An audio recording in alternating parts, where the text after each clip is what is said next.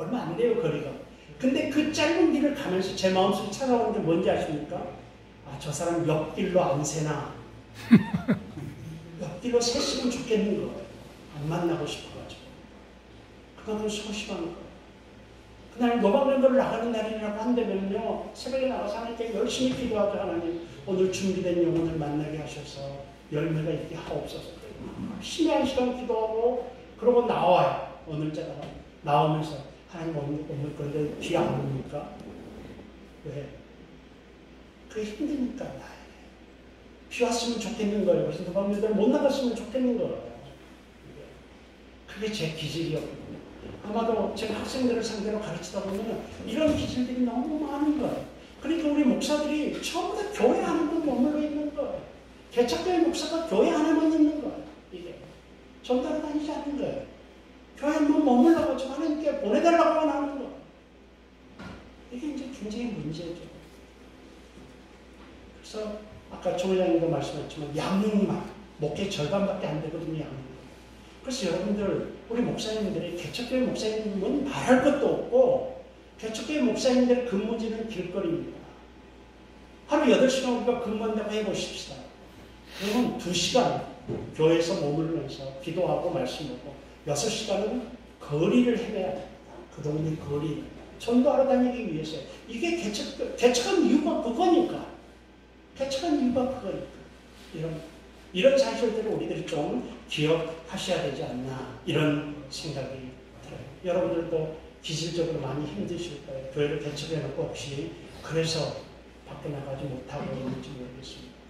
여러분, 근데 이걸 잘 이겨내시고, 그런 기질을 이겨내시고, 제가 부탁드리고 싶은 것은 목사이기 전에 그 동네 주민이 먼저 돼야 됩니다. 목사이기 전에 그 지역의 학부모가 먼저 돼야 됩니다. 개척교회 목사가 그래야 전도할 수 있는 거예요. 목사이기 전에 시민이 되어야 되겠죠. 그 지역에. 그래서 여러분, 그 교회 개척하러 갔다고 한다면은 목사가 되기 전에 먼저 주민이 먼저 되는 작업을 하셔야 된다고 봅니다. 이게 사도들이 했던 방법입니다. 이게 초대교회 방법입니다. 초대교회 훌륭한 전도자들이 있었던 게 아닙니다. 다 시민들이었어요. 그래서 그런 일을 먼저 해야 되는 것이고, 근데 우리는 너무나 자주 이 듀얼리즘, 그러니까 이원론 사상에 빠져 있어요. 성속에 구별해가지고 내가 목사인데 어떻게 그런 일을, 왜요? 목사 별거 아니잖아요. 여러분, 우리가 있지 않습니까? 대부분의 우리 남성들이 계시는데, 우리가 보통 사람으로 부름받은 거, 그러니까 이걸 보편적 소명이라고 그래요. 아빠로서, 시민으로서, 이런 보편적 소명이거든요. 이런 것들이. 학부모로서. 특별한 사명은 우리가 목사가 됐다는 거예요. 목사로 부름받았다는 거예요. 그러면 이 보편적 소명이 목사로 부른 이 특별한 소명보다 열등하지 않다라는 거예요. 열등하지 않아요. 오히려. 그렇기 때문에 이걸 좀 동등하게 볼 필요가 있습니다. 근데 우리는 너무나 우리가 생각하기에 이 듀얼리즘에 많이 빠져가지고 목사를 내가 어떻게 저런 일을, 여러분 생각을, 개척교회 또 미사립교회 목사님들 생각을 좀 바꾸셔야 합니다. 그래서 슈퍼 사장하고요, 수다 떨고 친구 되어야 되고요. 미장을 와가지고 미장은 미용사하고 수다 떨 수 있어야 되고요. 여러분들, 그렇게 제가 답답한 게 그런 겁니다. 개척교회 목사님들은 미장을 갑니다. 그럼 적어도 20분에서 30분은 그 미용사가 내 겁니다. 어디 가지 못합니다. 그럼 눈 감고 잠만 잡니다. 개척교회 목사가. 거기서 눈 감고 있어요. 이렇게. 왜 저런 체에서 이 미용사가 나로부터 벗어나지 못했거든요. 나하고만 대화해야 되거든요. 근데 이 찬스를 왜 놓치는지 모르겠습니다. 근성이 있어야 돼요. 근성이. 근데 이런 이야기를 좀 하고 싶은 거예요. 여러분, 제가 있잖아요. 우리 아파트에 지금 동대표를 뽑더라고요. 아파트 동대표를. 제가 개척교회 목사라면 저 동대표 하겠습니다. 출마하겠습니다. 왜요?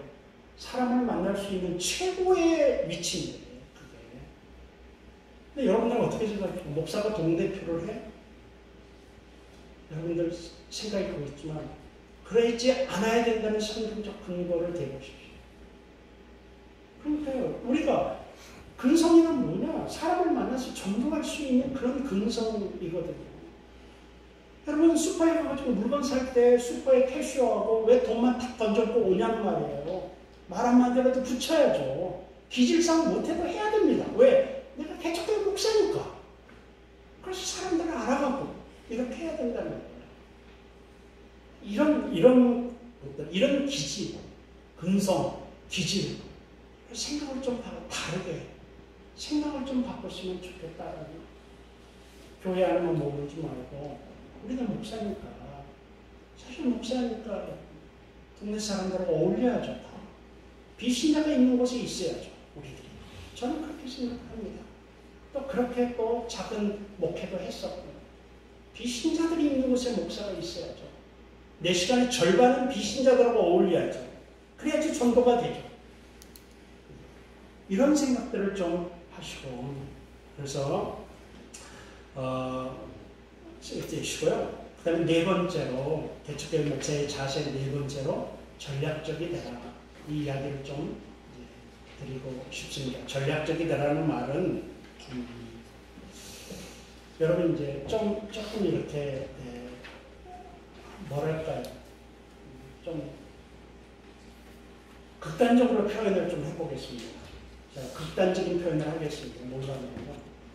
두 목사님의 교회를 개척했습니다.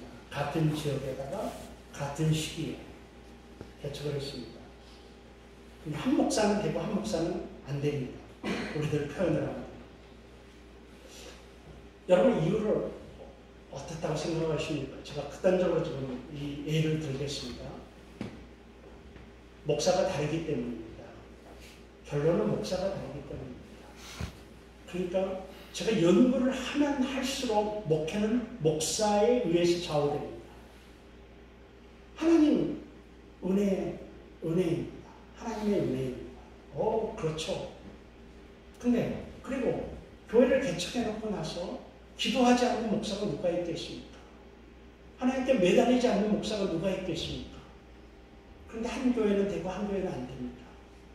원인을 찾아보면 그 목사 둘의 차이점이 큽니다. 하나님도 동일합니다. 하나님도 동일합니다. 결국은 제가 발견한 것은 무엇인가 하면 한 목사는 전략적이고요. 한 목사는 전략적이지 않습니다. 하나님만 의지한다고 합니다.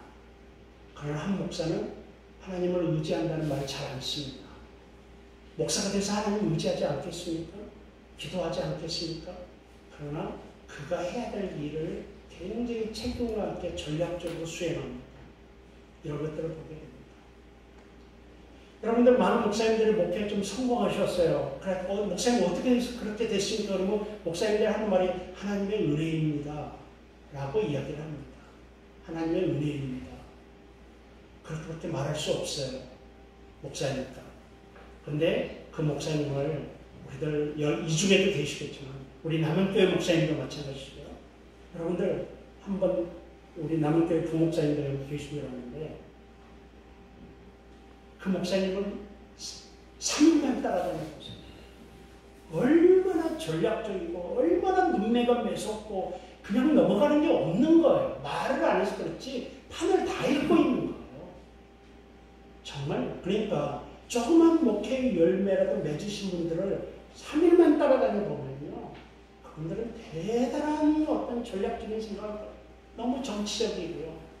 다르게 말하면 이런 성향들을 다 갖고 있습니다. 이게 안 되면 현장, 이 지상 목회에 어려움이 있습니다. 많은 사람들은 하나님께 모든 걸 맡긴다. 하나님의 인도하신 대로 따라간다. 이렇게 이야기하는데요. 그게 너무 주관적인 거예요. 당신이 하나님, 우리끼리 이야기합니다. 우리 목사님들끼리. 당신이 하나님의 뜻대로 간다는 그 증거가 뭐요? 지금 당신이 결정하고 밀고 나가는 그게 하나님의 뜻인 걸 어떻게 증명하겠어? 이게 너무나 주관적인 하나님과 나의 관계고 어떤 의미에서는요, 객관적인 기준이 없는 거예요. 근데 그런 분들 보게 된다면요, 작은 교회가 됐고, 어쨌든 간에 굉장히 제왕적 목회를 하는 경향이 있고요. 두 번째로는 목회가 잘 되지 않습니다. 신령한 목사님들이 사실은 목회가 잘 될 것 같은데 성령파, 성령 목회, 치유 목회 이런 분들이 사실은 막 이적이 일어나니까 잘 될 것 같은데 실제로 교회 부흥이 잘 일어나지 않습니다. 왜? 전략성이 약하기 때문에. 이기심은 있는데, 욕심은 있는데 전략이 없는 거예요. 이런 차원에서 큰 문제가 있습니다. 그래서 이렇게 오늘 좀 외람되게 말씀드리겠습니다. 다 공통입니다. 하나님의 은혜도 공통이고 또 기도하는 것도 다 공통적이고, 그러나 차이점은 어디서 나느냐? 목사 자신 얼마나 인간의 책임을 다하고 있고 전략적인지에 대해서 여러분 하나님을 자라나게 하십니다. 맞습니다. 그런데 언제 씨를 뿌리고 어떻게 씨를 뿌려야 되는 것은 우리의 책임입니다. 이게 전략입니다. 하나님이 우리를 낫게 하십니다. 낫게 하십니다. 그러나 감기 걸려서 낫게 하십니다. 근데 감기약을 어떻게 먹어야 되고 언제 먹어야 되고는 우리의 책임입니다. 이것이 전략적인 접근의 것입니다. 그렇다고 신인 협력을 의미하는 것은 아닙니다. 하나님과 우리가 협력해서 뭐가 된다는 건 철저히 하나님의 주권 속에 있지만, 그럼 우리들은 우리 차원에서, 인간의 차원에서 봤을 때 우리가 전략적이지 못하면 하나님의 자원 되게 낭비합니다. 얼마나 많은 자원, 하나님은 우리에게 자원은 제한되어 주셨어요. 우리들이 기도의 대부분이, 목사들의 기도의 대부분이 하나님 주시옵소서요. 자원을 자원은 세 가지거든요. 물적 자원과 육적 자원과 시간. 이 세 가지거든요. 이게 하나님이 우리에게 주시는 자원인데, 우리들이 기도할 때 항상 이걸 달라고 기도하죠, 목사들. 그런데 놀랍게도요, 하나님이 이걸 항상 제한시켜 놓습니다. 어느 목사에게도, 어떤 목회 현장에도 무한정의 자원을 주시는 하나님이 아니십니다. 큰 교회 자원이 많은 것 같죠? 큰 교회 목사님 스스로는 자원이 없다고는 아닙니다. 장로에도 마찬가지고. 만약에 자원이 무한정 주었다고 한다면 우리 목회 전략 필요 없습니다. 왜? 시간도 무한정 있고 인적 자원도 무한정 있고 물적 자원도 무한정 있으면 우리가 뭐하러 전략이 필요하겠습니까? 하지만 다 제한되어 있습니다.